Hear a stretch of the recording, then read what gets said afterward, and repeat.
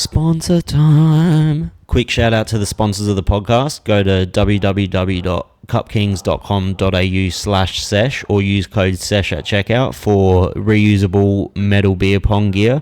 Sustainable, dishwasher friendly, 15% off at checkout. Dope little company. And go to www.toodaloo.com.au. That's TUDALOO.com.au. Use code SESH at checkout and you'll get 10% off a bidet. They just clip onto your toilet. Clean asshole. Save the environment. The money you're going to save is wild. Enjoy the podcast.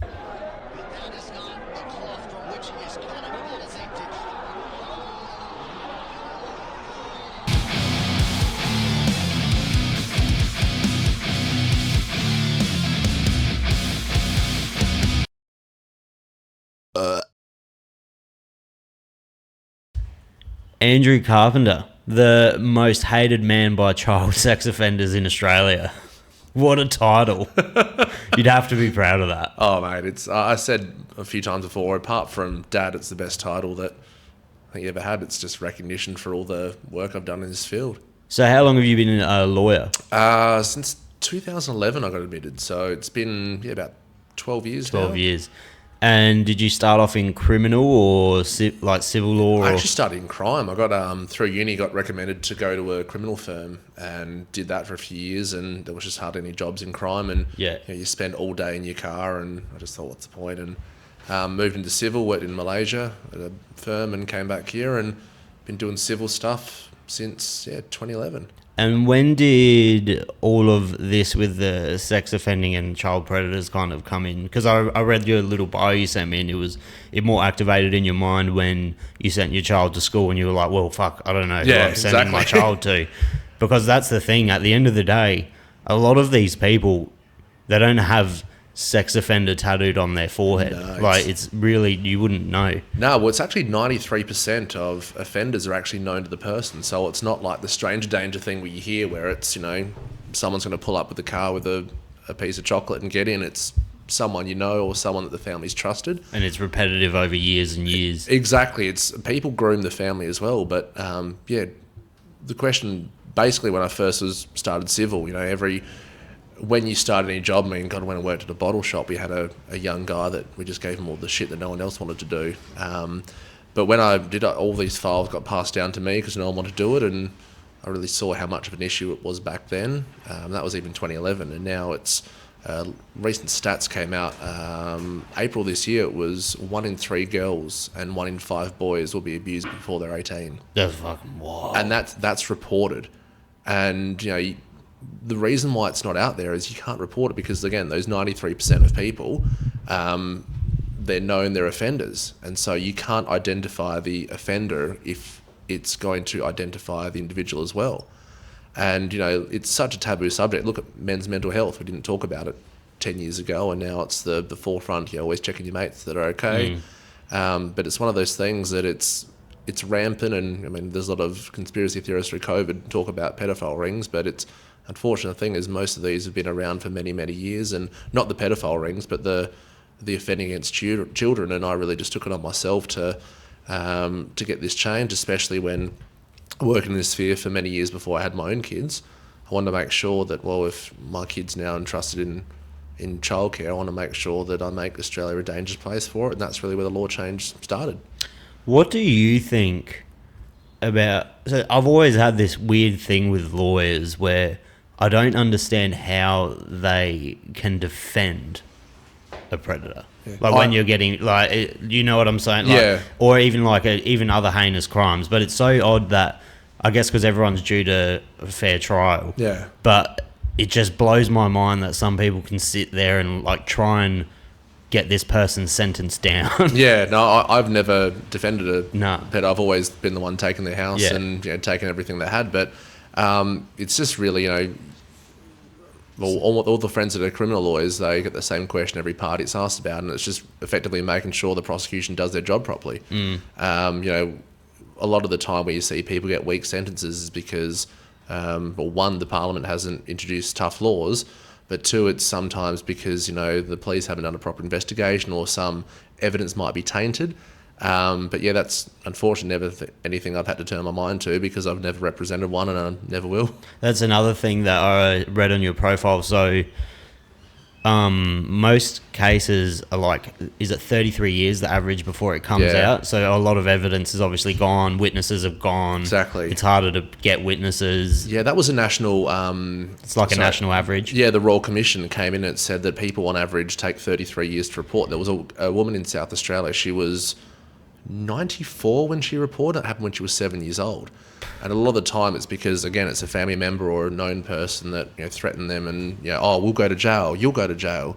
But it's something that takes so long to reveal. A lot of people are embarrassed about it, and the people that come forward to me, it's the hardest thing they've ever done. But I've had many matters where people have come out and it's given other people the strength to come out against the same offender, for instance. But the hard thing about prosecuting those ones is that, you know, if it's on average 33 years had passed, you can't recall what day of the week it was, what you're wearing. And in the criminal sphere, you must prove beyond reasonable doubt that this crime occurred. But in the civil, it's balance of probability. So O.J. Simpson, for instance, everyone knew he did it, but there was one dodgy cop that tainted some evidence. They couldn't prove beyond reasonable doubt. They sued him. He was found liable for their death. So the current conviction rate for historical offences in Australia is 0.003%. So you think, what's the date? 29th of August. So what were you doing the 23rd of August, 1990? Yeah. Yeah. I couldn't even tell you what I was doing last Tuesday. Yeah, so it's, you know, what colour socks are we wearing? What colour pants? You don't know. But in the civil sphere, if I'm talking to or leading evidence to a person in court, say, all right, well, you would have been, what, year 4 or 5? It was summer, so you must have been in your school uniform, your summer uniform, yes. So, I mean, I haven't lost an action against an offender in the civil sphere, but most of the people that I've represented haven't even been able to secure a criminal conviction when they sue civilly, and that's the new norm. So across the board now, I'm telling people if the offender has assets, just sue them. Yeah, right. Try and get the justice that way, because there's no point you running There's no point actually doing nothing. Like, you got to damage them in some way. Oh, it's about getting justice. Yeah, it's not about getting damage. Like, it's a lot of the recognition of something that's happened to you. A lot of the people never can work, never will work, and they just never reach their full potential. So, I mean, the best example is if you have a family of the parents are accountants and 3 of the 4 children are accountants, and the 4th one doesn't work and there's been some trauma there, you can say, all right, well, obviously something's happened to you. You would have reached this certain potential. Yeah, a suspended sentence or a home detention for an offender is not going to give you any justice. But if that person has assets, suing them and getting those assets is at least some form of justice you can use to actually get treatment, to go and live a normal life without worrying of living on Centrelink. And is this a big reason why you started the Super for Survivors? No, well, yes and no, but the big... maybe just explain what Super for Survivors is for people. So back in 2020, I started a law change to enable survivors of sexual or pedophilia to sue their offenders. But they can sue their offenders already, but a lot of offenders have actually hid all their assets in super. So, which is wild, because I didn't realise that you could do that. Yeah. So you can just sell all of your assets and just dump it into your super, and then it's untouchable. That's wild. There's ways you can claw it back, but what I've found of a lot of the offenders is what they do is if they face the criminal charges, they'll sell their house and they'll put $500,000 in their lawyer's trust account. They'll run it District, Supreme, High Court, keep appealing, no matter how blatantly obvious it is. And then when the survivors try to sue them, they just say, sold my house, I've got nothing. Yet they've been working a white collar job their whole life, and they've got millions in super, and they're just like, can't touch me.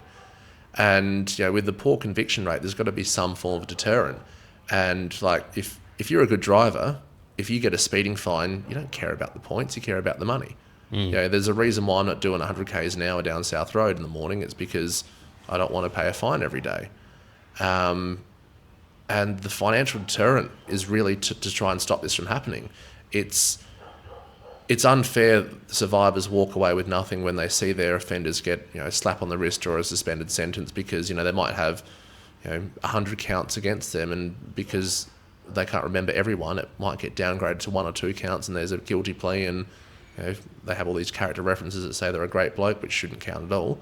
And yeah, I just thought there should be a way to deter this. Those stats are 1 in 3 girls and 1 in 5 boys. That's wild. If you think murder, or if you think 1 in 3 guys, so 1 in 5 boys was a drug dealer, you think, how quickly would the government jump on that? It's so true. And the one thing that you see all the time is that whenever a biker gets arrested or a drug dealer gets arrested, the cops are showing off on the news, their Harleys in the back of a truck and taken away and walking off with wads of cash. But all these offenders that are around, like, their assets aren't getting seized. And the reason why I started this change, and only for the child sex abuse matters, is that it's the only crime that doesn't have a legal justification. None. There is no legal argument you can use to abusing a child. Well, there's not like drug dealing where there's a massive financial gain or anything. There's a lot of financial gain with a lot of people on the dark web selling I don't even know any normal person would even know how to get on the dark web. So that's fucking wild. But yeah, a lot of it is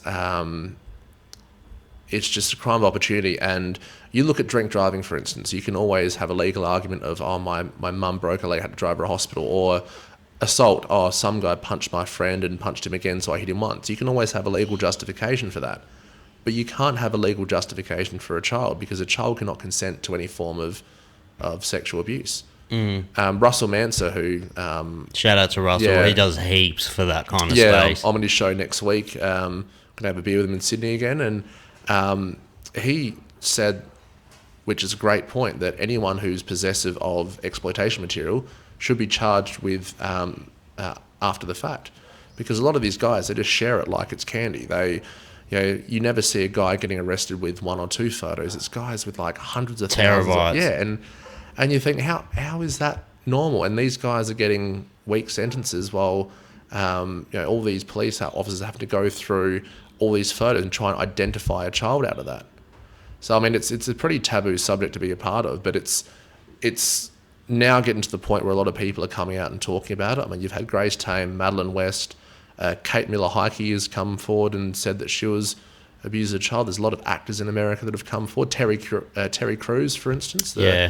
And you think, this is something that has probably happened to one of your mates or more than one of your mates, and getting to the forefront is one of the steps towards trying to deter this. It's wild. I watch a lot of I get stuck on like TikTok and stuff, and I'll get stuck on those guys who do sting operations on sex offenders. Yeah. And I'm pretty sure they actually ruin the trials because of those, because they're not executed very well. Well, it's illegally obtained evidence. Yeah. And you think there was a guy in Adelaide a while ago that did the same thing, and he actually got a conviction out of it, but he found it so easy to go online, pretend to be someone, and then sting him by taking a video. And you think, well, hang on, if just a random bloke can do that and catch that one, there should be so many government departments that should be going, we need to look at this. Because now what's happening is offenders are actually going through games to go after children. So there's a game called Roblox. Yeah, that's a massive one with prepubescent children. Yeah, but what's happening is all these offenders are saying to all these kids, do you have Snapchat? Talk to me on there. And do you know about the maps on Snapchat? No.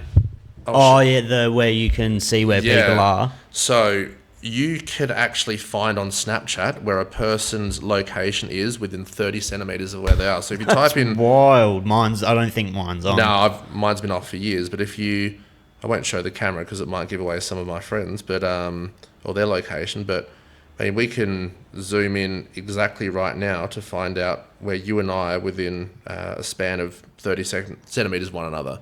Really? And that's what's actually happening by... and kids obviously don't know that, so they always have that on. But what's happening is people will say, what are you doing today? Oh, I'm at home. Oh, your parents home? No, they're at work. Add me on Snapchat. Boom. And a lot of people are coming there. And I mean, one thing I do in all these podcasts is I never go into detail about the crimes. But my thing is, if you're a parent, grandparent, brother, sister, cousin, this is stuff you should know to actually look out for your... And it's confronting, and it's fucking putrid, and you probably don't want to hear it, but you need to. Yeah, it's like, people when, with lead paint back in the day, no one knew about how dangerous that was, and then people just say, just paint your house with lead paint, and everyone's coming forward getting sick. It's a taboo subject, but it's a real thing that people need to come forward and look at. I mean, you think that crime podcast is the most popular podcast there is.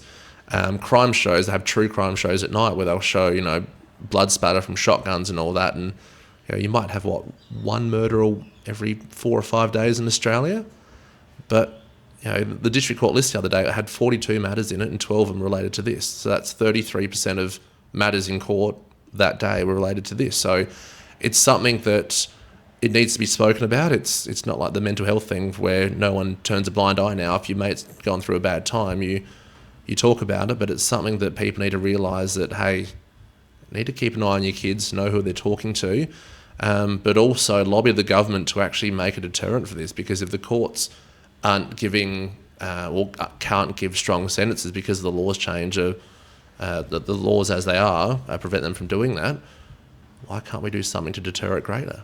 Yeah, it's wild. I remember even seeing a case on YouTube, when you upload to YouTube, you have a choice to make it a kid's video or not a children's video, and it'll get recommended to children if you tick yes. Yeah.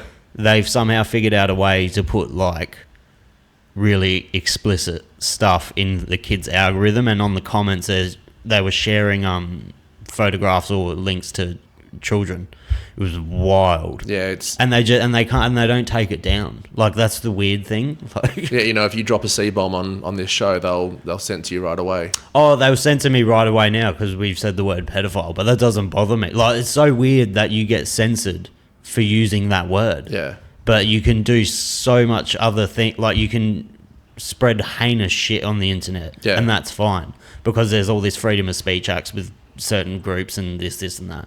But it just baffles me. Yeah, and it's weird because the government's been against the National Sex Offender Registry, and I have no idea why. On one hand, you think, well, it's because of the identification factor, but the people that have been against the National Registry are saying, well, we're worried about vigilantism. And I've been in court for these matters for 12 years now, and I've only ever seen one matter where someone went. Yeah, where someone has had it, and the offender wasn't hurt at all. He just copped a few hits by. I think the woman was in about her 50s. It was her daughter, and didn't do much damage to him. But you think, who would be a worse vigilante? The parents of someone that's happened to, or just a random off the street? So, and especially now with all schools popping up, you want to know who's around, and if your kids want to ride their bike to school, you'd be like, I want to know who's around here. Yeah, I want to know. And that's another thing. At the end of the day, you'd have to think I'm getting my tinfoil hat on now, but a lot of it would come down to money. I imagine if they make it visible of where offenders are living, those areas will slowly decrease in value. I mean, probably not as much. It's I think the conviction rate being so poor at the moment is why a lot of people won't run it. But it's normally a rich man's game. You don't see an unemployed guy doing this too often. It's usually some cashed up single guy with a nice house that's throwing money at this, because I don't know how they'd go around getting this. I mean, on the dark web, I've heard from some people in police officers that they actually use Bitcoin and cryptos and things like that to actually pay for it. People dabbling in that, throwing money that way, you think, well, hey, you've got some money behind it. And then the second they're arrested, they get QCs, they get the best lawyers, they run these trials or technical arguments, and they go to the Supreme Court to appeal, they go to the High Court. And, it's very rare that these offenders will roll over and cop it on the chin. I had one guy once, one of the very few that was actually caught offending against a child. So she was, I think, 14 when she reported it. And usually the average age is in their 40s to report. And people actually witnessed it happening, and they called the police. And then he got found guilty. Then he appealed to the Supreme Court, guilt upheld, went to the High Court. And then when we sued him, he said, I'd rather run this to the High Court and spend 20 grand a day on barristers than paying her a cent, because she ruined my life. Oh, fuck off. And it's like Jesus Christ. And this is the attitude that I deal with all the time. I've had wives of offenders call me up and say, you're going to make us lose our house because of this. And say, you knew he went to jail. You stood by him. I'm like, you are the problem. Like, people aren't reporting this are the problem. You look at Catholic churches, they don't report it. That's wild. I remember one case that always sticks out to me is this priest I think he had hundreds of counts of molestation, like hundreds. And the Pope relocated him to a school of deaf and blind children. Like, that's just and that's not like conspiracy. That's not conspiracy. That's like an actual fact. You can look up the case. I don't know the names, but he took him out of that because he got done. He exonerated him and he moved him to a school for deaf and blind kids. Yeah, there was something that came out. It's called the Warren Review. It was done by a retired judge in New South Wales. And the school conveniently released the report on Christmas Eve a few years ago, which they knew wouldn't garner much attention. But there was allegations against a priest for years at a school, and everyone knew it was happening. And they moved him to New South Wales, moved to another school, and you're not seeing anyone getting convicted at the moment for turning a blind eye to this. There was a massive one in Adelaide recently, wasn't there? Or in Australia, a school teacher had like in the three digits, like hundreds of counts. That was that's fucked. I'll tell you what happened with that one. It was 1,600 counts of 91 students. 1,600 counts between New South Wales and Queensland. He was a preschool teacher. That's fucking wild. And what happened, there was a woman that went to the police in 2021 and said, hey, I'm pretty sure this guy is an offender. I caught him, it looked like he was kissing a child, and police did nothing. They said it was too hard to get a search warrant. Anyway, a few months ago, she came forward to a current affair, and so there was an arrest made. She came to a current affair and said, here's an email I sent to the school in, I think, 2021 that said I believe this guy is an offender. Now, the police at the time said we didn't have enough to get a search warrant, and if they investigated him, they would have seized his assets and seized his, his devices, and found all this information on there. They didn't do it. They said they didn't have enough to get a search warrant. Anyway, she gave that email she sent to the school to a current affair. A current affair ran a story on it that said the school could have prevented this. A few days later, she had a knock on her door. A task force rocked up at her house and charged her with computer hacking. The school decided to press charges against her for bringing this into the mainstream. Now, she reported it. It wasn't a hack because it was her work computer. She sent the email.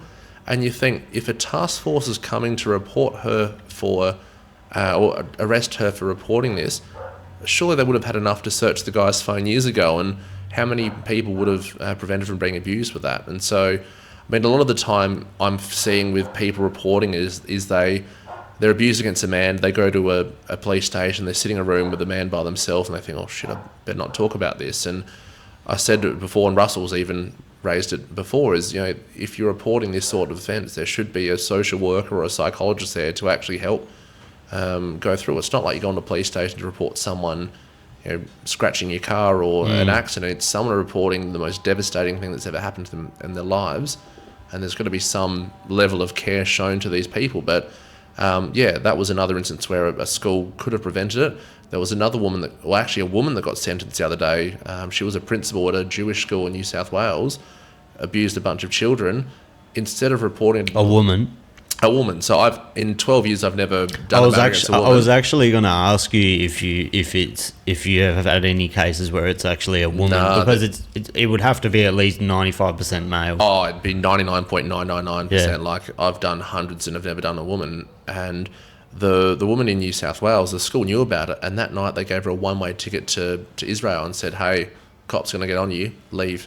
It's wild. And you think in this day and age, like, it's still happening. There's schools at the moment that are being sued for this, and that they're not properly investigating at the time. And the first thing that happened, if a child reports something, you need to investigate it right away. And in the very rare instances a young child reports this, it always comes from after they learn sex ed at school. They learn, oh, okay, well, that's inappropriate touching, and they'll go home, tell their parents right away. And a lot of the police go, oh, well, you can't put a 6-year-old on the stand and get cross-examined like that.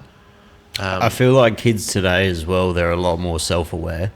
because they're thrown with so much, even though it's probably it's a 50-50. Like it's bad for them, but they're also a lot more self-aware than I was when I was like 10. Of course, and that's but it's also a dangerous escape to be on the internet all day as a child. It is. Like you and I were from back in the day with dial-up internet, where it take half an hour to download anything. So it took you fucking 2 hours to download a 3-minute song. Oh god, I ruined my computer with LimeWire and all that back in the day. But the ease of it now, it's not like, now you've got someone grooming you in person. You could not have any idea of who your child's talking to.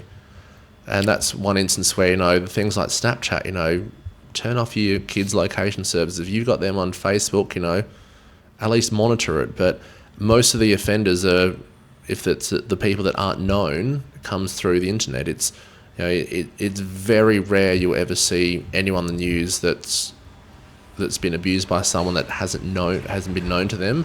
It's usually the crime opportunities, where if it's a child in the park by himself, something like that. And a lot of this, unfortunately, it comes down to child supervision. But then parents can't supervise their children all the time, and that's why we need laws and deterrences from these offenders to say, hey, you're going to go to jail, but you're going to lose everything you've ever worked for. Yeah, it's just weird. I couldn't imagine. I don't have children, and I just couldn't imagine how hard it would be to let them go ride their bike outside now. Because I remember when I was a kid, we used to just jump on our bikes and ride around for fucking hours and hours, and we'd get into so much mischief. Yeah, and the street lights came on, and that was your sign to come home. Like my nephew, when he was young, he had a watch, and he thought it was the coolest watch ever. But my sister and I had an app on our phone, which we knew where he was all the time. That wasn't like that years ago. But that's necessary now. It is. It sounds like over-parenting or being like a helicopter parent, but that's how you have to be now, because there's fucking freaks everywhere. The child sex trafficking, the sex trafficking industry in general is just wild. The numbers, when you actually see the numbers of how many children and underage people are trafficked, it's so insane. And COVID was the worst, because what happened during COVID was the sex traffic, or a lot of the sickos that would travel to Southeast Asia. I mean, if you're a grown ass bloke and you go into Southeast Asia by yourself, I mean, right away there's always questions going to be asked. And what was happening is, because people couldn't travel, and people in those countries didn't have any income stream, people were actually paying individuals online to abuse children over the internet. And you think, well, hang on, yes, that is a massive issue, but how come this is happening? And people go, oh well, it's overseas, you can't identify the person who's been abused, and therefore you won't get arrested for this. But there's got to be some level of questions raised if someone is sending a lot of money over to Southeast Asia. I mean, you look, the amount of bikies that have been arrested in the past, all of a sudden their bank statements will come up, oh, you gave someone $500. Oh, it must be proceeds of crime, let's go raid their house. And you think, hang on. But someone's wire transferring $15,000 to some fucking random family in Vietnam, and that's normal. It is. And the weirdest thing with this is, obviously through the fight game and through law, you come across many individuals who are connected and whatnot, and if that's what they want to do, that's their own business. But if two of them are in Coles and walk past and say hello to each other, and a cop's there, they're arrested and refuse bail. But you could have 10 pedophiles at a park, and unless they do anything wrong, the cop's like, well, we can't arrest them. When you put it like that, that's wild. Because you're right, with bikie acts, they can't even be in the same vicinity together. Yeah, like there's been a few funerals lately, and cops are sitting there waiting for them, and oh, you can't wear your colours. And I mean, it's just bizarre that there's no level of urgency. And you see all the time people coming out and say, oh, this sex offender was refused bail. And you think, well, the ones that get bail, it's how? Like, if they've got hundreds of thousands of images on their computer, and they've got 2 or 3 kids at home, you've got to turn questions of, right, they shouldn't be allowed back in their house with young children. There was a case recently, I think it was in Adelaide, where they got a couple blokes, and it stemmed to them. It was from a sting in America. Yeah. And that was a huge, little ring of... I forgot his name, but the FBI was looking for that guy for 21 years. 21? Yeah, so he had a fake name, and they're actually looking for him for years. And I'm not good with computers, but there's something about how when you take a photo, like your location or geotag or something, and so they were looking for this guy for 21 years, and then all of a sudden he uploaded a photo that it actually had this geotag off, and they found and arrested him in that was in the southern suburbs? I can't remember. Because there was another massive one in the southern suburbs, which is crazy because it was like close to here. Yeah. And it's like, fuck, what a weirdo. And he was the one that first, the reason why I looked at him for so long is he was the one that first started uploading a lot of stuff on the internet. And I think he only got 14 years. And you think, hang on, he was one of the ones that, like, the pioneers around the world of sharing this stuff online, and he only got 14 years? Mm. And you think of, if he had millions of photos, it's not millions of different kids. It's a lot of the time it's the same child abused over and over again. You think 14 years for that, and one thing I've always said, it should be a sliding scale. It should be, if you have 10 photos, 6 months. If you had 100 a year, I think this guy he had 4.5 million images on his computer, and what was happening is every 2 or 3 months there was obviously a court hearing, and then every 2 or 3 months he was getting another 150 charges. And it kept on going out because one poor officer had this task of going through all these images to finding out, if they can identify them. That would fuck you up so much. Yeah, and I think he was actually... They found it was him because he had a certain skin tag on his thigh, and they managed to go through all these photos and say, well, hang on, that's him and that one, it's him and that one. And, what's the deterrent from that? Like 4.5 million photos in 14 years. Like if you divide that out, it's next to nothing per photo. Yeah, that's fucking crazy. It's wild because it's something that you kind of... because it's so embedded in higher up culture as well.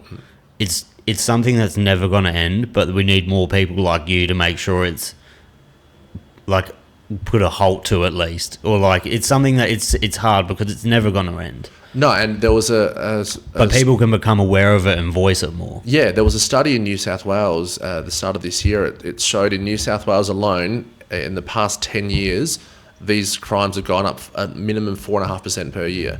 Is that just because more people are coming out that it's more aware of it, or?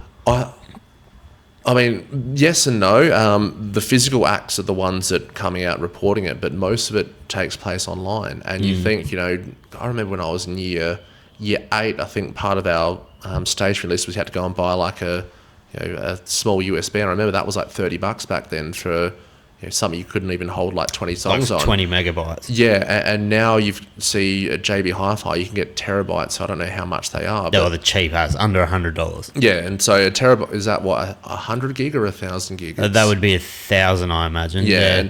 And you think a movie would be what? How many?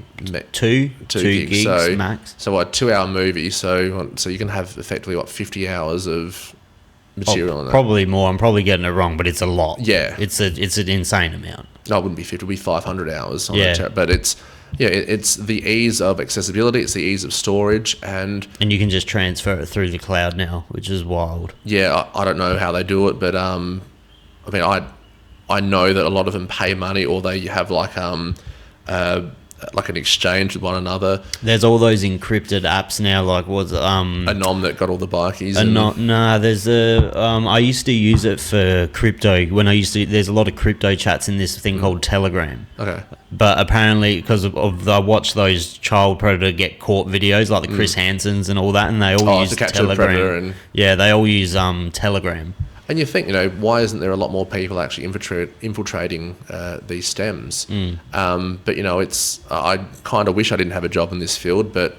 someone has to do it. Yeah, and it's such a taboo subject. All the media I've done over the past few years, they'll say, how hard it is to talk about. And again, I say, look, you talk about in your crime podcast, like ways someone's bludgeoned with a hammer and people listen to it.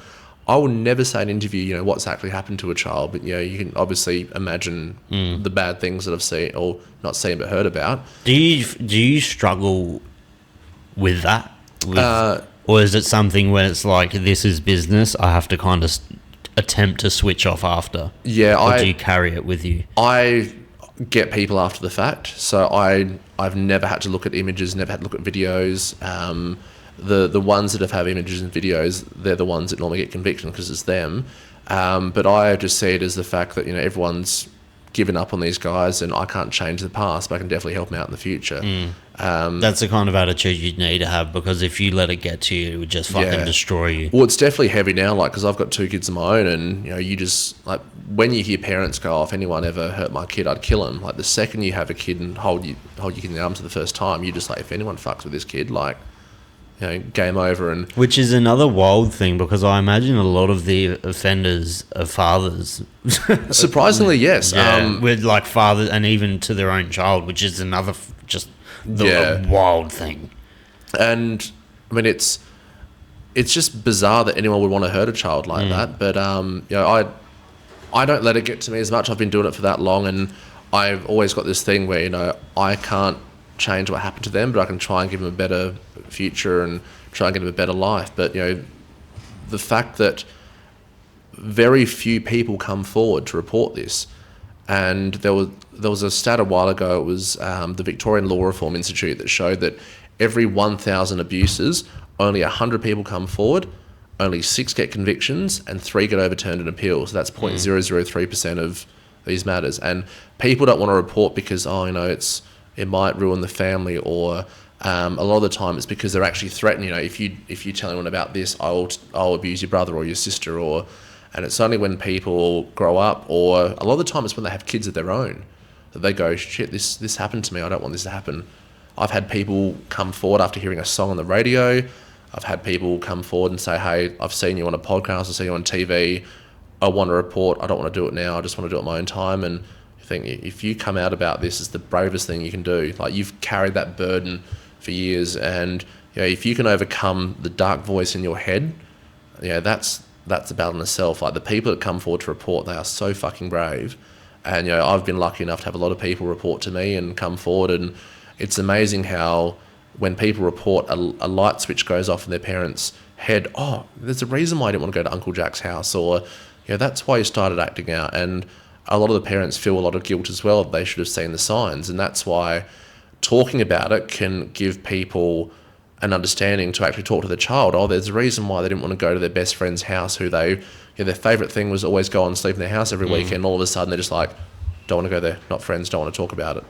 Or just giving up on certain hobbies. Like, there's a lot where parents can actually look at it and say, well, hang on. Or turning to fucking drug addiction, or... Well, that's a weird thing. Like, I always thought, pedophiles were always hated in prison and bashed because they're pedophiles, but a lot of the reason why they're put in protective custody is because a lot of people that are in jail who have turned to drugs and alcohol and committed crimes have been molested, have been offended. And I'm doing a matter against a school at the moment. There's one person that's that murdered someone when he was very, very young, and it's come out that he was actually being abused for many years, and because of that he was turning to drugs and alcohol to cope, and was unfortunately involved in an accident. But you think, the nexus for a lot of this behaviour is trauma, whether it be by offending or a death in the family, or everyone deals with trauma in a different way. You've seen Madeline West from Neighbours, she recently disclosed, and she's joined Super Survivor cause.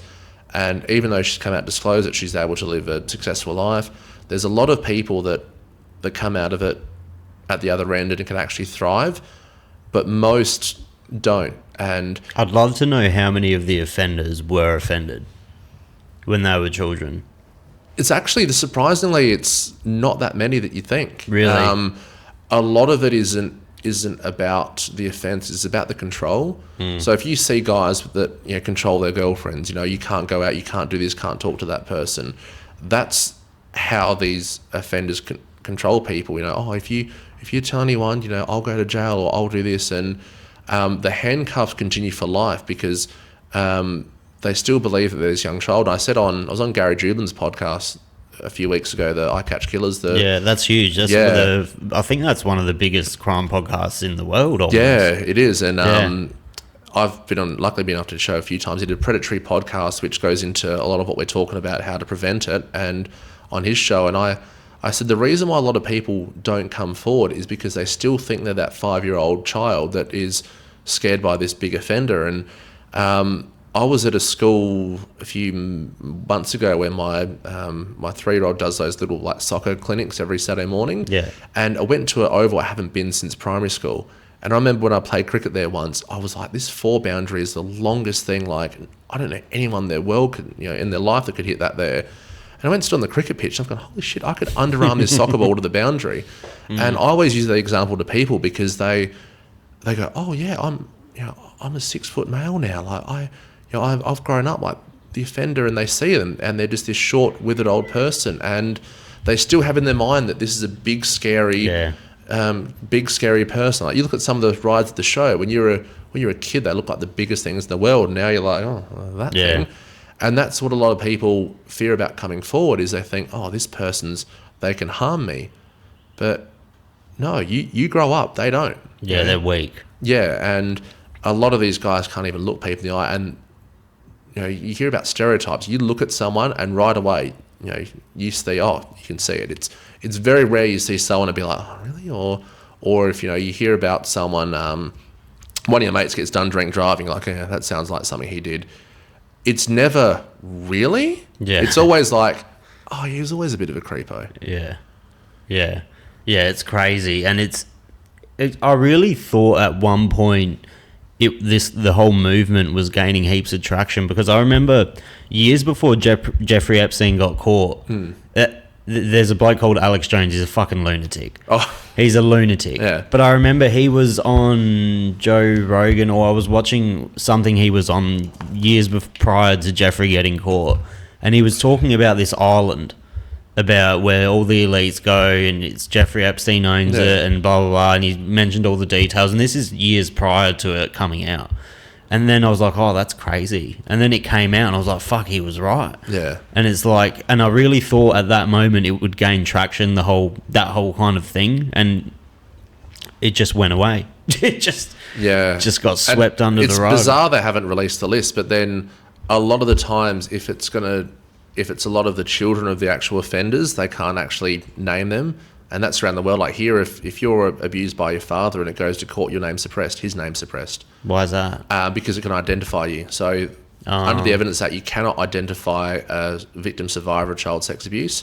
So if you see a redacted name, it's because auntie, uncle, cousin, boyfriend, something like that. It's because of that. But I mean, you look at, I remember it was Chris Rock. He hosted, it was like the 2000 or 2001 Video Music Awards. And he was making jokes back then. He said, oh, R. Kelly's here in the crowd, which means you have to sit the Olsen twins up at the back. Yeah, I remember that. And that was just common. That was like common knowledge among everyone. R. Kelly was married to Aaliyah, and she was 14 or 15. Yeah, she was young. And you think, well, hang on, how are people making light of this? Like, you're looking at a 20-something-year-old man married a 14-year-old? Like, that's not normal. Then you had Ellen DeGeneres hosted, Courtney Love presented an award, and she was making jokes about, I can be up here without even being on his casting couch. And, it's those two people right away. If they're hammering them on that, you think, well, why wasn't anything done years before? What's that other freak that everyone used to thank in their speeches? He was a massive... No, he wasn't a director. Weinstein? Yeah. Harvey? Is it Harvey Weinstein? So he was the one that... she made the joke about of being there. Like hundreds of interviews of people thanking him, and he was sexually assaulting all of them. Yeah. But like you said, scared of the big bad dude that can do heaps of shit that can ruin your life. Yeah, well, you look at the High Court, for instance. One of the High Court judges he's retired now, and he's had a lot of people come forward speaking out about the abuse against him. And there was 7 people that spoke out against him. And 3 of those 7 are no longer in law. And to become a High Court associate, you need to be the 1% of the 0.001%, like the best of the best. And it happens in every profession. There was a consultation paper into sexual harassment in the workplace in the legal profession, and the stats were alarming of how many women had come forward to report it. And it's not just legal profession; any profession. You see people get sexually harassed in accounting, real estate. It happens everywhere. But it's something where people used to turn a blind eye to it. Back in the 70s and 80s, oh no, he's like that. But the pendulum has swung a lot more now, and it's like people need to start reporting this. And it used to be a thing of fear where people were too scared to report, to come forward about this. But now it's like there's a lot of avenues where people can actually come forward, and all the change is about speaking up. And if you've witnessed some untoward behaviour of, your friend's kid or something like that, speak up, because you could be saving lives. And, I've been getting a lot of flack online for this law change. I've had some people troll me, and I'm just like, cool, where I am, and come see me in person, see what happens. But it's about, we're trying to raise awareness of this. We're trying to make sure that it doesn't happen. And, unfortunately, the statistics show this is going up, and the only way to do that is to create awareness and create greater deterrence. So is this like the only avenue you go down now? You don't do any other sort of cases? No, drug cases, no, nothing? No, well, it's kind of hard to say what I do. Like at Websters Lawyers, we do all areas, and I do every matter that's not crime, family, work cover, estate. So I do a ton of financial fraud, do a lot of defamation. I do a lot of police matters where, cops beat up people and on camera, and so go after them for that. But the abuse stuff is the one where it's rewarding, because you actually you can see them make a difference, and just the recognition of someone getting some form of justice will just change their life, because you think you bury something your whole life and no one's going to take accountability for it. I think Russell on his podcast said the amount of individuals he's had that have had apologies from institutions that have where they've endured abuse.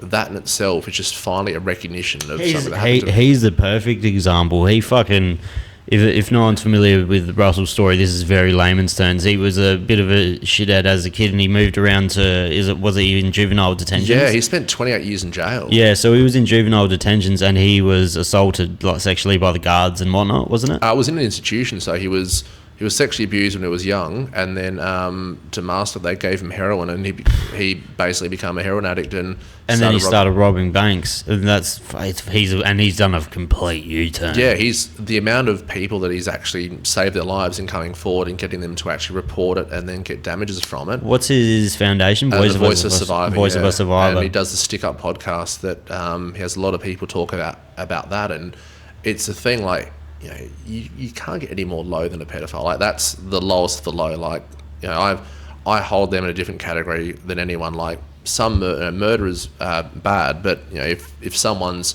beating up your mum and you stab them and they die, you're still classified as a murderer. But it can be justified. Where he's saying, these offenders basically gave me a life sentence. If it wasn't for them offending against me, I probably wouldn't have gone to jail. I probably wouldn't have robbed banks. And you think, if it was that one offender that abused him as a child, think of all the people that have suffered harm when he's robbed banks and things like that. And he's trying to turn his life around and say, I want to stop this from happening. I want people to come out. I want people to talk about this. I want them to realise that this is a problem that we need to address, because silence is just going to effectively kill people. I did an MMA show a few years ago. I think it might have been Dan Kelly, who used to fight for the UFC. No shit. In Demolition? No, he in Diamondback fighting in Adelaide. So I do Demolition in Melbourne and DFC in Adelaide. Did Dan Kelly fight in DFC? No. So he corners. He runs, I think, Resilient Training Centre in Melbourne or Geelong. He runs that at the moment, and one of the guys that he knew committed suicide, and was sitting around a table having a beer, and I'm pretty sure it was him, but he said, guys, 10 years ago we would be talking about this, and speak up if you want to talk about this. And the fact that people are talking out now, like, how many times have you seen a mate that's gone through his time, you get out for a beer and get him out the house, and you think, God, I could actually save this guy's life tonight. I've lost friends to suicide. I'm sure you have. I think everyone has at some stage dealt with that. And you think, shit, I wish I spoke to this about them. And, trauma's a funny thing. Everyone deals with trauma in a certain way or another. Some people hide behind smiles. Some people, get obliterated at parties. You never know. But unless you talk with someone and say, hey, what's going on? And a lot of the time people actually disclose, I was bashed by my dad, or I was abused by someone, and it's just something that you need to talk with your mates. And if they're going through their down days, say, hey, we really need to get to the bottom of this and find out what's actually happened here. So do you keep up, obviously you'd keep up with a lot of laws in Australia. Have you seen what's happening in Canberra at the moment with the decriminalisation of drugs? Yeah, it's a bizarre one. It's fucking. I don't understand the decriminalisation though. Is that just it doesn't go on your record if it's X amount? It's just like a misdemeanor. I have no idea, but you see, if you're a medicine student and you wanted to be a doctor, and all of a sudden you have a stressful night at uni, you have a joint and you get bust, you go and buy 5 joints and you've got $100 in your wallet from getting money out for the night out. Cops pull you over. Oh, you've got cash. You've got marijuana. Oh, we think you're dealing. You think, well, what's that going to do? Like, you're not going to ruin someone's life from a few joints. And you think with that's the time where someone should get a suspended sentence or no conviction, is when it's something minor that's not going to hurt anyone. What's one joint going to do to someone, or what's one ecstasy tablet going to some 18-year-old going to a music festival? Don't want to put that on their record for life. God, you and I, when we were young, we didn't have iPhones recording everything, and that's another big thing now. Kids have all this pressure on them to like act perfect all the time, because everything they do is 2 seconds away from being recorded. Oh mate, bullying, when I was young, before I learnt martial arts and lifting weights, like, bullying was bad, but when you left school, it was over. But now so many kids are copying it, social media, and was it Mike Tyson said, people are getting way too comfortable putting stuff online without getting punched in the face. Oh, I think when I was in year, I want to say 6, 7, 8, MSN came about, and that was the first time we had anything like that. Yeah. And I always think back, I'm like, fuck, do you know how many 40 or 50-year-old men I would have been talking to, not knowing that they were fucking just dudes on the other side of the keyboard? Yeah. Because they would have been posing as females and shit. And it's wild to think, because we didn't know what that was back then. Now you kind of get an idea that people do that kind of thing. But MSN was so new, it was like, oh, fuck. But really, you're talking to just some pedophile, probably. Yeah. It's wild. And that's the thing, like, there's no real control over that. And even that in itself, it should form the criteria of grooming. If you're online pretending to be a 13-year-old and you're a 50-year-old man, that should be a charge. That is grooming. Like, that's the base of grooming. You're trying to gain someone's trust, and that's what happened with the Collingwood cheer squad leader, that Joffa guy that wore the gold jacket. He did the same thing like that. He got done, did he? He did. He catfished a 16-year-old, and then 16-year-old rocked up at his house and saw he was this old bloke, and he pled guilty to rape. And he got a 12 months home detention. And you think, hang on, you pled guilty to raping a 16-year-old. And, home detention, everyone's like, oh, it's a deterrent. No. During COVID, we sat at home. Everyone was on home detention. Only left the house for necessities and doctor's appointments. That is not a punishment. Like, it's an inconvenience. Yeah. Home detention should be something if you're awaiting trial. But if you get convicted of raping a child, you get home detention. Are you kidding me? That's wild. That is crazy. And he probably, and then that's it. It's over. But then you think, has he done that before? And that's what you see with these things. That's just the one. I've had a lot of offenders that I've sued before, and a lot of the times when someone calls up and they start talking about the person, I'm like, and I say their name, they're like, how did you know? And it's when you hear say for instance, a teacher, if a teacher, you have someone come forward and said, oh, I was abused by this guy in 1970. Okay, and then all of a sudden another person comes to you that's absolutely not known to this individual and said, I was abused by this teacher in 2005. You don't think right away, oh, that's just 2 events. My mind goes to, right, you've got 1970 and 2005 now. How many in between? And I've had a lot of people contact me that said, hey, see on the news, that person's abused me, but I'm married with kids and I don't want to come forward about it yet. And you know what? You don't have to come forward if you don't want. But the thing here is to make sure you come forward, 1, to get recognition, 2, to stop this from happening, and 3, to show other people that if you engage in this behaviour, you're going to go to jail. And if you don't go to jail, you're going to lose everything. That's the thing. There's not really enough of a deterrent. Like, there obviously is life sentences, this and that.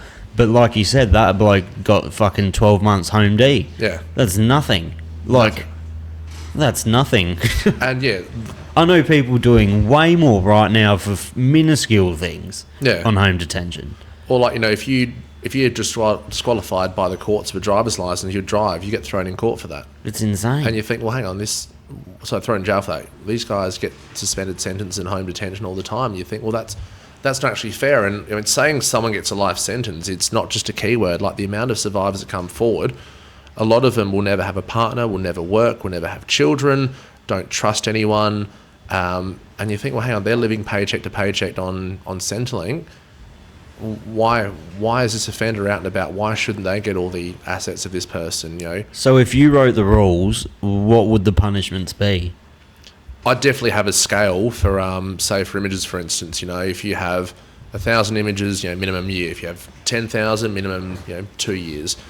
Someone having 4.5 million images, like, really? What are you meant to do with that? Who the fuck has 4.5 million images of anything? Yeah. Like, that's just an unfathomable number. If you've got a guy that's got, say, 4.5 million images on his computer, doesn't hold a job, has a house, has a car, you think, hang on, how are you funding your life? Are you selling these? Obviously. And I imagine it's worth a lot of money. I wouldn't know how much these creeps pay for it, but you'd think you think if you're going to the lengths of getting it, you've got to go down some deep rabbit holes online. Like our IT guy at work, I said, hey, just curious, how do you get on the dark web? Do you Google it? He's like, I wouldn't know. And that's an IT. I wouldn't be able to fucking tell you. And that's an IT professional guy. I have no idea. So the lengths you would go down to do that, it's not like you see guys in court, they have their lawyers are given their sentencing submissions. It was out of character for him. He was going through a divorce and whatnot. I'm like, hang on. If you're going down the rabbit hole to find that, this is not something out of character. This is not like, you went on a website and typed in something, you watched a video by mistake. No, that's fucking wild. You're going down a rabbit hole to find this, and the online trade of this between all these sickos around the world is ridiculous. Like, I don't know how they operate. I don't know if they... Have you ever seen... Actually, I just started following this dude. I'll just bring my phone up for a sec because I just started following him. He's a hacker. He's been on a lot of podcasts recently. He's a hacker and he infiltrates those websites on the dark web, and he did this massive case where he did all of the work for the police. He's an excellent hacker. He's a freak. And he got into this website where they were selling child pictures, and he got all of their addresses, all of their details, handed it to the police. Yeah. Sorry, we can't do anything with that. It's like, what do you mean? I've done your job for you. I've literally done... He takes down sites. He's got an organisation where him and a group of boys just take down sites all day. It's like Anonymous back in the day. There's, I don't know if you heard of it. They're called Anonymous. They wear like the screen mask. Yeah.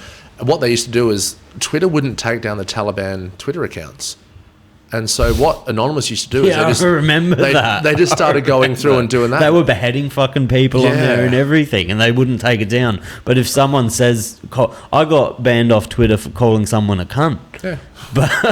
Well, there was that a few years ago. One of my mates in Texas, he loves this. Tony Abbott got headbutted by someone ages ago, and he got arrested and charged with assault and abusive language because he dropped that bomb on him. And the courts actually said in Australia, that's a colloquial term, it's not offensive. And my mate in Texas was like, that's hilarious. That Australians aren't getting done for that. But I met with the director of the White Ribbon Foundation in Australia a while ago. That's a domestic violence and abuse charity. And he had a meeting with someone, and they said, this is how easy it is at the moment. And it was 15 seconds until they found a Twitter account that had exploitation material. That's wild. And you think, well, hang on, how are these not being taken down? So this bloke that does all the hacking, he made a video I seen the other day, and he was like, you have to check your... So you know how people get their cameras on their children? There was like in their bedrooms? There was a case in America where the child kept hearing a voice at night. And it was like talking to her, and the parents thought the kid was crazy. But one night the father kind of slept under the camera, so they couldn't see, but he could hear. And someone hacked into the child's camera and was talking to it through he was in a different country or a different state, but he was watching them and talking to them and getting them to do things and taking pictures of them from the child camera. So it's fucking wild the extents they go to. The extent of like good hackers out there, that if the police started saying to all these hackers, hey, we come work with us and legally shut these sites down, they could. But the hard thing is, if there's one creep takes one photo of a child, there's not one photo that would be copied, and it could be millions of copies. And the hard job that police have is they try and strengthen the prosecution against these individuals, have to then start tracking down the children. Like there was one, Shannon McCall, one of the worst pedophiles in South Australia. He worked at the Department of Child Protection, or Families to Say one of them, and he actually got traced down because they had all these photos of this guy that they were that was abusing children. He actually had a little birthmark or something right in his thumb, and they tracked him down from that. That's a worldwide investigation, and they've got, hang on, there's a guy that works with children in Adelaide. That's fucking wild. It's crazy how far it stems. Like, it's just such a it's a big business. All the pictures and fucking, it must be just such a profitable or they're just sick in the head as well. Oh, they're like, the few that I've met, they're right away just sick to my stomach. Like there's one guy that I end up taking his house from him. He abused his daughter, and he called me one day and he's trying to justify it, and I went nuts. I started talking about how you're disgusting and you can't justify it, it's your daughter. And then his wife got on the phone and was like, how could you take our house? I'm like, hang on, you knew about this, didn't you? She goes, oh yeah. Oh fuck, she should go to jail as well. Like, and you think, how isn't she getting charged? Like the amount of high-profile Catholics that are getting investigated for covering up abuse. I mean, it's... What the fuck is with the church? I don't know. I'm not big into religion. I'm not the most religious person. But, like, the church... What the fuck is with the church? And the kids? I just don't understand it. Well, a lot of it is... especially Catholics have to be celibate. They can't get married and all that. But then a lot of excuses I've heard from, or excuses, what the church says is... they tell people, look, let's deal with this in-house. We don't want to ruin the reputation. Or we've already counselled the priest, and he's prayed for forgiveness and things like that. And a lot of it is, when one priest confesses to another, it's like the lawyer-solicitor-client relationship where they say, well, we can't go out and dob this in. But I think you could break that rule. But like even with, say, my craziest story as a lawyer, years ago, we had some guy rock up in reception and said, hey, I need a lawyer for a murder charge. And you think, okay, what's this guy doing out? And he starts screaming out, I need a lawyer because I'm about to go and murder my mother tonight. And under the conduct rules of lawyers, if you know that someone's about to commit a crime, no privilege, you have to go and report that. And you think with offenders of, in Catholic churches, and or mainly Catholics are the worst I've dealt with, but when it's come forward about that, if they talk about that and they know that it's happening, they can't then say, well, hang on, we're covered by this privilege. No, you need to come forward and report that. And a lot of what churches are doing around the States at the moment is they're asking for permanent stays on matters. Now, a stay is when the courts say, hey, we can't defend ourselves properly because time period's passed, or there's going to be an influence here. Best example of that is Peter Liddy, who's the worst pedophile in the state. Was a magistrate for 25 years. He was abusing children all the way through being a magistrate. Then he got all these convictions. When he was found guilty, more people came forward. And his lawyers said, we need a permanent stay because he will never get a fair trial, because, one, any jury member would know who Peter Liddy is. So they would already think in the back of their mind, oh, he's a pedophile, he must be guilty, we can't give him a fair trial. Catholic churches are playing that now by saying, oh, well, the priest is dead, so we can't ask him if he did it or not. Now, whenever someone says that to me, I say it is absolute bullshit that they think a priest is going to confess to something they did 30 years ago. Yeah. Like, George Pell, got his conviction overturned, took it to the High Court. But, all the way through, when he was sentenced, his lawyer said it was the most vanilla form of abuse. They didn't show any contrition, and you have offenders like this where they're not going to ever come out and say, yeah, I did it, because they're narcissistic offenders. They never come forward. They never admit to doing it. And probably they're that fucked up in the head they didn't think they did anything wrong. They are, but whenever they do, a lot of the sickos say, well, she came on to me. And you're like, well, hang on, she was 7. She can't do that, or... Crazy. And they always try and put it back because there's a level of control they believe, and they pry on that. They want people to go... press charges and subject themselves to cross-examination, where that often re-traumatise people more than the actual event, because they have to relive it in front of a group of people, and the offenders just sit there in silence. And I say, well, hang on, if the conviction rate is poor, sue civilly, because what would happen then, they can't hide behind silence. They then have to get up and avail themselves to cross-examination as well. And the funny thing is, they're like putting their left hand on the Bible and just fucking lying. like they're contradicting their whole... But then they can pray for forgiveness. Yeah, it's just wild. And so that's the weird thing of this. Like a lot of Catholic institutions have a lot of explaining to do, where there's a lot of schools around where there's been complaints of a teacher, in the 70s, 80s and 90s abusing someone, and then they're just counselled and say, look, well, don't do this again. And they still work, and it happens again. You think, well, how? In this day and age, it's a lot better now in places with mandatory reporting, where if there's someone that's been suspected of it, right away they're just like, we're reporting you, stand down from work, we'll investigate it. And then they actually get psychiatrists in to talk to the children. Did he do something to you? Did he do X, Y, and Z? But yeah, that's when it's contemporaneously reported, which is very rare. It's the ones where it's reported right away, unfortunately, are one where there's injuries or when it's witnessed. And that makes up such a minuscule amount of the overall abuse statistics. It's only when people come forward that this is done. And it's weird because some will come forward and police will go, well, hang on, we've had 18 complaints of this one offender, but we don't have enough. And you think, well, hang on, how? What is probable cause for, what determines when a police officer can act or get a warrant? Well, it depends. Well, it's always going to be your word against theirs, but what happens, a lot of survivors... They should always take your fucking word for it. Yeah. The worst thing that can happen is they're lying and it didn't happen. That's the worst thing. Then all of a sudden, it runs a trial and the cops will say, here's 500 grand costs back for it. So they need enough proof to be able to prove beyond reasonable doubt that something happened. So that's why, in this day and age, text messages, photographs, preserved clothing, where if it's a 7-year-old's underwear that has semen on them, you think, well, hang on, how did that get there? But yeah, historic ones are difficult, where what police will effectively do now is say, look, well, unless we can get a conviction out of this guy, we probably can't get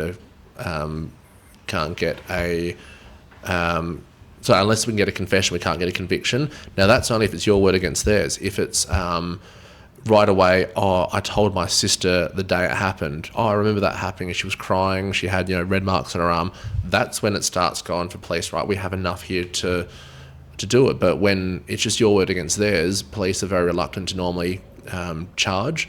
And so that's why I say go down the civil route. If it's your word against theirs, I've had some people that they couldn't go to the police because they couldn't remember the date and time it happened, but he remembered what the brand of the wardrobe that was written inside. I had one person that they said, I've never been to my house, but she could draw out the floor plan of his house to a T. Now, if she's never been there before, how does she know what your house looks like? Things like that. And but yeah, a lot of survivors are often too scared to do the police thing because they don't want to be cross-examined. They see, what's happened with Brittany Higgins in the media about how she's been ripped apart for her evidence, and people don't want to be like that. Where if it's the civil side, we say, hey, that guy has to run the gauntlet too. And he's got a house. He's got to obviously, if the court finds against him, he's going to lose everything. So the end goal. So with your organisation, would you call it an organisation? I started doing this law change by myself, and then the Carly Ryan Foundation got involved, Fight Against Childhood Abuse Australia got involved, Grace Tay and the Madeline West. So we're basically just 5 collected entities just saying this is what our campaign's called. And what do you see the chances of you being successful? Well, at the start, the government was saying we can't change super laws, it's too hard. But then COVID hit. Now, during COVID, within 10 days of COVID hitting, they changed super laws to enable people to get early release of their super.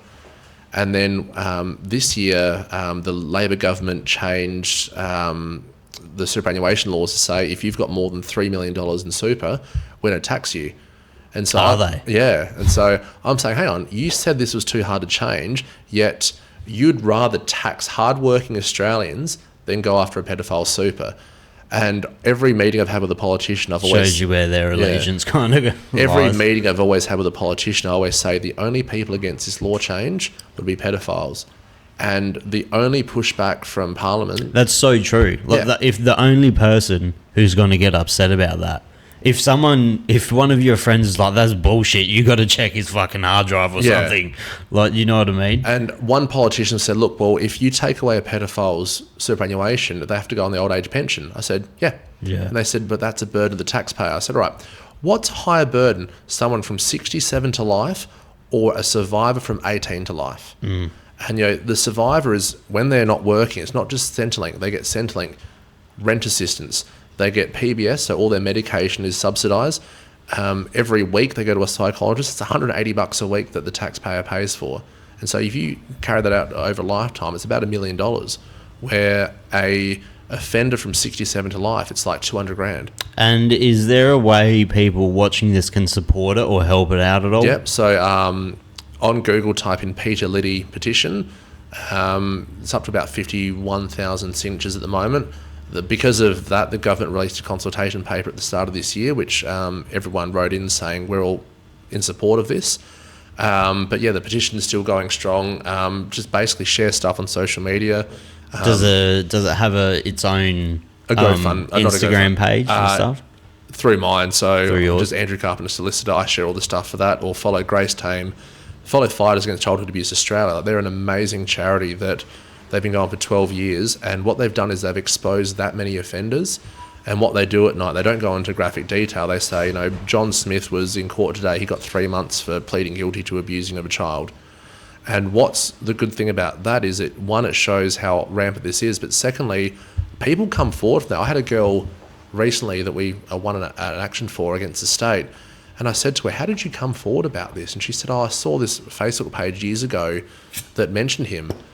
And because of that, there was 10 complainants, and she was the only one that there was only her and another girl that got a guilty verdict out of him. And you think, people see these offenders online and go, oh my God, that's the guy that abused me. Well, it's like a domino effect as well. If people are, say, a school teacher did it and you're too scared to come out about it, once you see 6 other people, you're like, fuck, maybe I'm not there's nothing wrong with me. Maybe I should speak out about it. Because I imagine a lot of them feel like there's something wrong with them, like you said, because they still feel like they're their child's self. But one thing is, it's never the child's fault. Yeah. And that's what so many people, they come forward and they're like, oh, yeah, I'm sorry for telling you this. I'm like, no, this is not your fault. You were a child. You could never consent to what happened against you. And, it's just a recognition for children, but also you think the Australian national debt is $700 billion. There was a stat done by Bravehearts, which is a Queensland charity. Guess how much the annual cost of child sex abuse in Australia is? For like 40 million? 30.1 billion. Oh, billion. And so that's, you think, Centrelink, Medicare, PBS, psychiatric treatment, psychological treatment, counselling. That's wild. That's what they anticipate the cost would be. And if you think, if we were to half the rate of reoffending, for instance, and if that annual cost went down to 15 billion, you think the cost of living at the moment, how much good could that be? That's 15 state-of-the-art hospitals, and you think, that's a shit ton of money. That's a lot of money. The redress scheme is costing billions of dollars. But so the National Redress Scheme was set up after the Royal Commission, where they basically said, look, we're going to set up this fund where if you don't want to go through court, you can do an application for us and we'll give you some money to go away. All the churches, the state governments are rubbing their hands together because they're effectively going, instead of paying out $500,000, we can pay out 20 grand and get something to move along. Mm. And the redress scheme only relates to institutional abuse, which makes up 4% of reported instances. So you've got this billions of dollars fund that lasts for 10 years that is going to act as a small amount of compensation for people. Russell, again, talking about him non-stop in this podcast, but he helps people with their redress applications. I tell everyone off the bat, you don't need a lawyer for it. You don't. If you are going to a lawyer for a redress application, what is a redress application? So if you want to do an application, if you're abused in institutional care, it's an application form. You say what institution you're in, what happened, you'll be interviewed.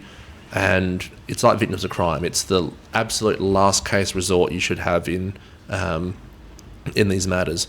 He had two brothers. One, so exactly the same thing happened to him. One went through the redress scheme. One went through a trial. Guy that went through the redress scheme got offered $40,000 and took it. Guy that went to trial got $900,000. So it was a fun setup to be like, let's try and bypass the need for court and everything. But the way it was set up, it was underfunded. So the applications are actually taking longer than people going to court at the moment. So it is a last case resort, but just always talk to a lawyer first and say, hey, what path do I go down? And Russell is helping people write those up. Yeah. And so he's had a charity for a couple of years doing that, and he's helping people across the board. But if you want to sue civilly, then you need a lawyer for that. Like the redress scheme is good if people have died, if the institution's no longer acting, or if there's no one with insurance. If there's someone with insurance, you go straight for the jugular. But the real winner of the redress scheme are the institutions, because they're saying we can get out of this for $10,000 instead of $100,000. Great for us. So before we cut this, is there anything you want to say to people that are umming and ahhing about it? Where can they contact you? Because you're obviously a good person to get in contact with. Hit your details down. Yeah, I mean, you can go to any lawyer you want. If it's on this, I'm not using this Yeah, obviously not, but yeah. Yeah, I didn't start this change to puff up my own profile. I honestly thought this would be changed years ago. I didn't think it'd get to this far, where almost 4 years it's still going. But talk to a lawyer, just get some advice. But if you're umming and ahhing, just remember, it's not your fault. Like this, you're a child, and if you're a parent, uncle, auntie, you want to make sure this doesn't happen to your children. So the more you talk about it, the better. And it's a matter where people will come forward when they're ready, but coming forward will be like a massive weight off your shoulders, and it'll be something where you'll think, I wish I did that years ago, and at least put that secret out there, get some help for it, because once you get treatment for it, you can actually deal with it. It's, psychiatric injuries are like broken arms. There are doctors there to help you cope and get better. So come forward and just really make sure that you spread this message that these stats are growing, and we need to do something collectively, as human beings, to make sure that our children are protected. And if that means making a greater deterrence, then so be it. But I think the first stop is just to actually talk about it. Well, thanks for coming on. That was really good. That was a heavy episode. That's so different to what I usually do. But it was good, and it's good that there's people like you out there protecting the kids. Thank you for having me. Thanks for coming on, man. Appreciate it.